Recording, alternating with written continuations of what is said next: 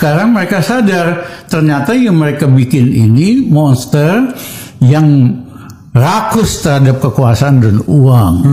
Ada kekuatan PDI yang juga merasa dikhianati. Gue bingung merasa dikhianati setelah 10 tahun gitu loh. Kemana aja? Terbukti bahwa Jokowi adalah antek atau boneka Beijing. Ngapain lo mesti ngusir rakyat dengan melanggar hak asasi, melanggar hak adat, melanggar hak rakyat terhadap tanah asalnya? Kecuali kalau motifnya memang merencanakan Rempang sebagai pangkalan militer dan intelligence Tiongkok. Seperti kata Bang Ustadz Bahtiar Nasir, Bang RR ini hatinya, pikirannya, bahkan cita-citanya adalah untuk rakyat dan Indonesia yang lebih berdaulat, rakyat Indonesia yang maju, yang sejahtera lah gitu ya.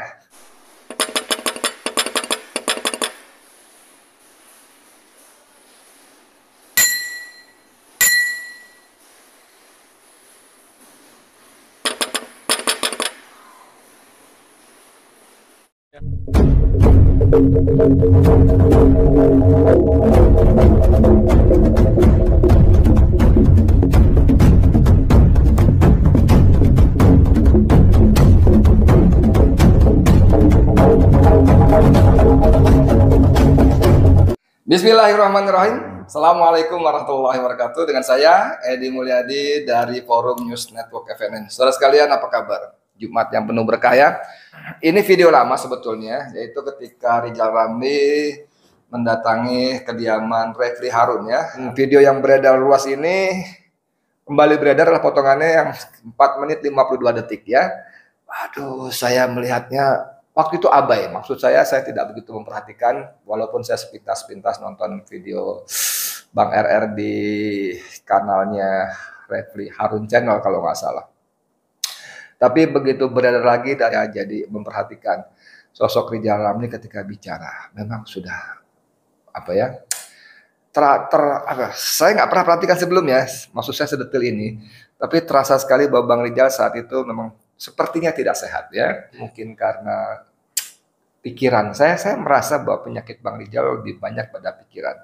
Memang ada beberapa penyakit yang fisik ya, tapi semua itu sepertinya dalam hubungan saya yang boleh dikatakan cukup atau bahkan sangat dekat, tidak terlalu dirasa. Saya bolak-balik mondar-mandir datang ke rumahnya, ada atau tidak ada Bang Rizal, saya mampir ke situ, walaupun cuma sekedar minta bikin kopi sama teman-teman asisten pembantu rumah tangganya, ART-nya.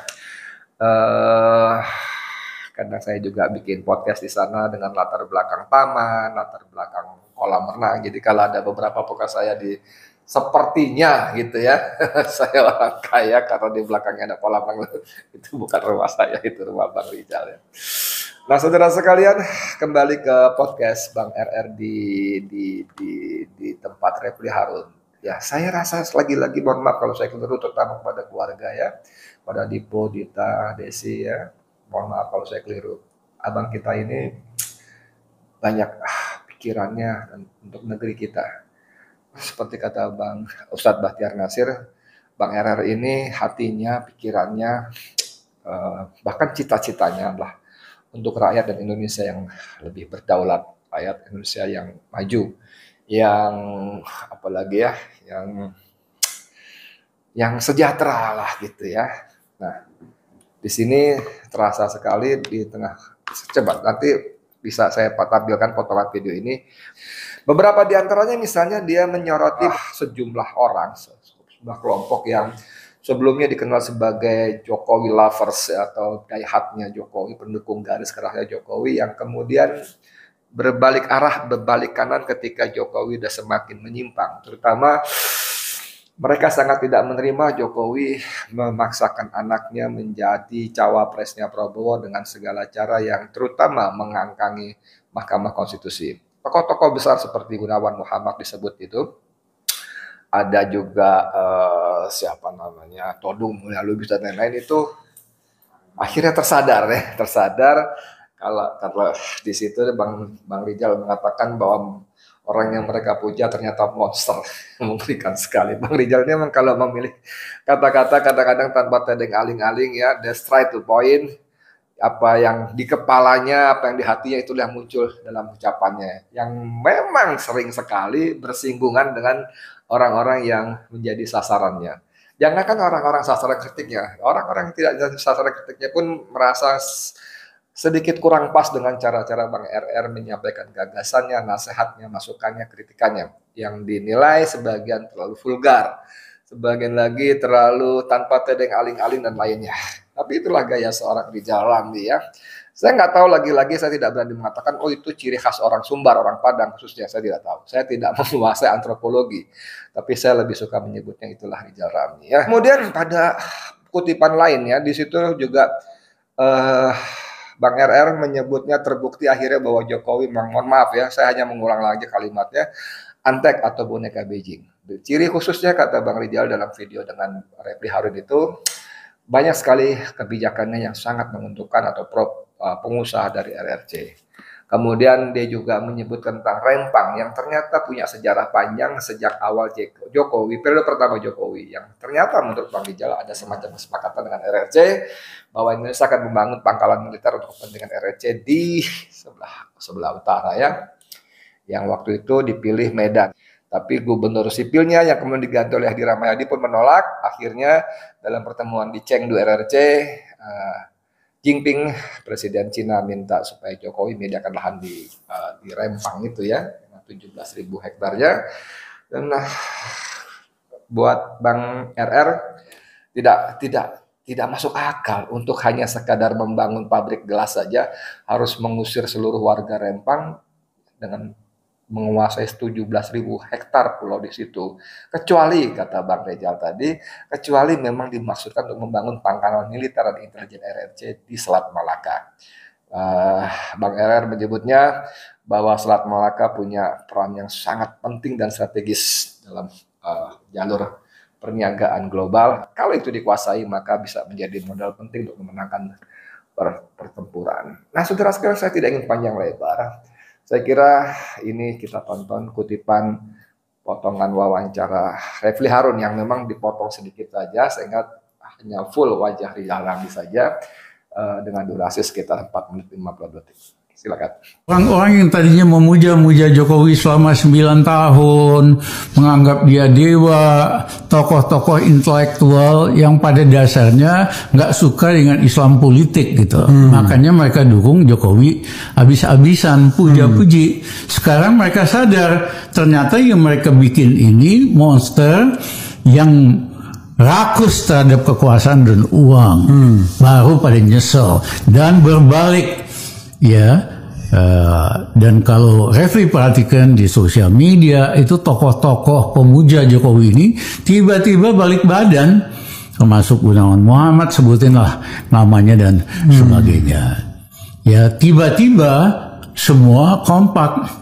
Ada kekuatan PDI yang juga merasa dikhianati.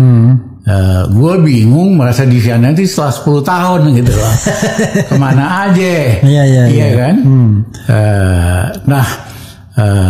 Tetapi dengan Mbak Mega misu-misu ini, yang loyalis PDIP mulai mengambil langkah-langkah untuk mendelegitimasi Jokowi. Gabung semua, termasuk soal di MK, lain-lain dan sebagainya. Yang ketiga, terbukti bahwa Jokowi adalah antek atau boneka Beijing. Ya, banyak kebijakannya terlalu menguntungkan pengusaha dari Tiongkok, dan pengusaha dari Tiongkok ini brutal, jorok, tidak berasimilasi dengan penduduk lokal, dan konflik-konflik soal tanah, soal pertambangan itu biasanya dengan Cina dari Tiongkok. Gitu. Awal pemerintahan Jokowi yang pertama 2014 ada kesepakatan mau bikin pelabuhan angkatan laut port besar di Medan di luar skala ekonomisnya untuk bisa dipakai oleh angkatan laut Cina. Ditolak oleh gubernur sipilnya juga ditolak oleh penggantinya, gubernur yang mantan tentara ini, dan ternyata nggak gampang membebaskan tanah di Medan, pasti tingkat perlawanannya lebih besar. Sehingga beberapa bulan yang lalu, ketika Jokowi ketemu Xi Jinping di Chengdu, Xi Jinping minta dibersihkan, dibebaskan 17.000 hektar di Rempang.